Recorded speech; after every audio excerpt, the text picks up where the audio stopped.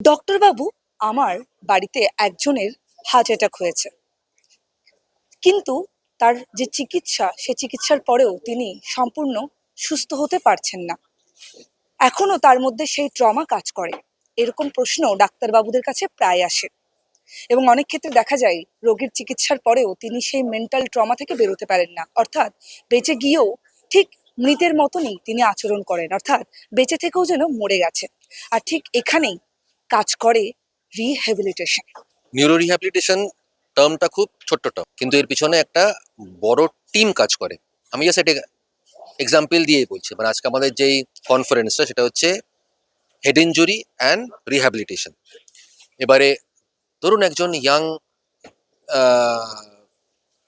Mail বা female কোনো কারণে তার হেড ইনজুরি হলো, মাথায় চোট লাগলো, বাইক অ্যাক্সিডেন্ট হতে পারে, পড়ে যেতে পারে, যাই হোক, তার জন্য যেই ইমিডিয়েট চিকিৎসাটা সেটা হচ্ছে তার লাইফ বাঁচানো।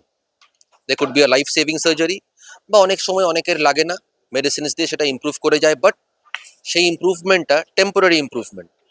আলটিমেটলি বুঝতে হবে যে সার্জারি হলেও তার যেই কমপ্লিকেশনসগুলো রয়ে গেছে arising from the head injury, সেটা কিন্তু জাস্ট সার্জারি করলেই সব মানে ঠিক হয়ে যায় না সব সময়।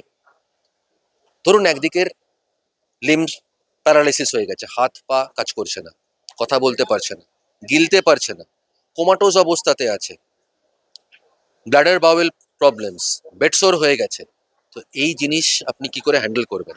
সার্জনদের কাজ হয়ে গেছে, মেডিকেল ট্রিটমেন্ট চলছে, এইখানেই হচ্ছে কাজ হচ্ছে the the main work is done by the neuro rehabilitation team.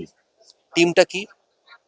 The team consists of physiotherapists, যারা মাসেলের স্ট্রেংথ বা টোন বাড়াচ্ছে। কিন্তু সেটুকু খালি করলেই হবে না, এই ভদ্রলোক বা ভদ্রমহিলাকে তো ফাংশনে ট্রান্সলেট করতে হবে। সেই কাজটা করে কিন্তু অকুপেশনাল থেরাপিস্ট। এবার অকুপেশনাল থেরাপিস্টরা খালি এই কাজের সাথেও কোমা স্টিমুলেশন প্রোগ্রামটাও করে।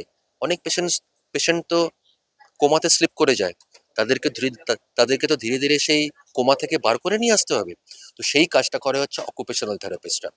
থার্ড হচ্ছে সোয়ালোয়িং এবং স্পিচ, গিলতে পারে না, কথা বলতে পারে না, স্পিচ ল্যাঙ্গুয়েজ প্যাথোলজি সেগুলোকে ইমপ্রুভ করায়।